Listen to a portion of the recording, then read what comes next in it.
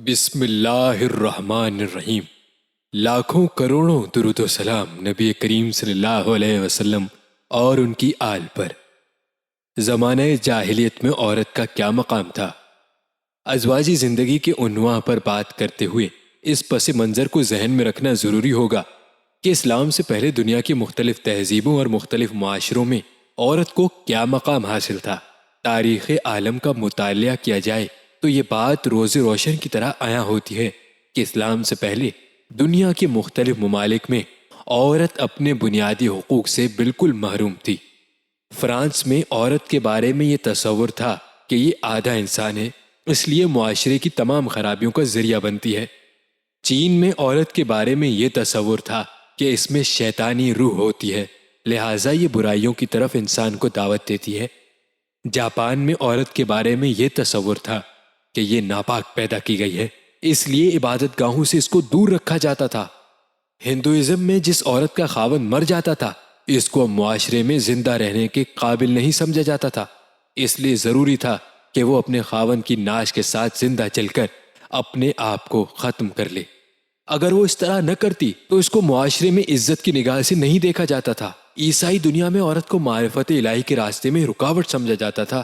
عورتوں کو تعلیم دی جاتی تھی کہ کنواری رہ کر زندگی گزارے، جبکہ مرد راہب بن کر رہنا اعزاز سمجھتے تھے۔ جزیرہ عرب میں بیٹی کا پیدا ہونا عار سمجھا جاتا تھا، لہٰذا ماں باپ خود اپنے ہاتھوں سے بیٹی کو زندہ درگور کر دیا کرتے تھے۔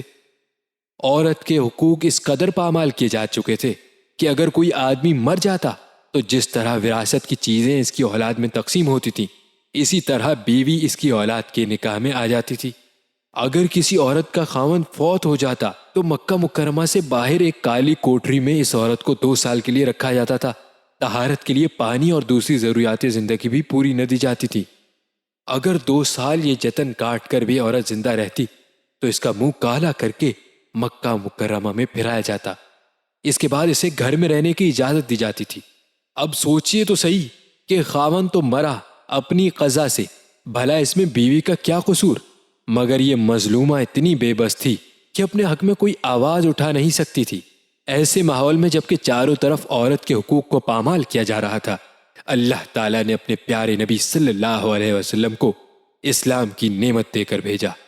آپ صلی اللہ علیہ وسلم دنیا میں تشریف لائے اور آپ صلی اللہ علیہ وسلم نے آ کر عورت کے مقام کو نکھارا، بتلایا کہ اے لوگوں، اگر یہ بیٹی ہے تو تمہاری عزت ہے، اگر بہن ہے تو تمہارا ناموس ہے، اگر بیوی ہے تو زندگی کی ساتھی ہے، اگر ماں ہے تو اس کے قدموں میں تمہاری جنت ہے۔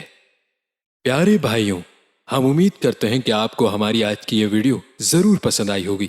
اگر آپ کو ہماری آج کی یہ ویڈیو پسند آئی ہے تو ہم آپ سے گزارش کرتے ہیں کہ آپ ہمارے چینل دین و ایمان کو ضرور سبسکرائب کر لیں اور ساتھ ہی لگے بیل بٹن کو بھی کلک کر لیجئے تاکہ آپ کو ہماری آئندہ آنے والی ویڈیوز کا نوٹیفیکیشن بر وقت ملتا رہے۔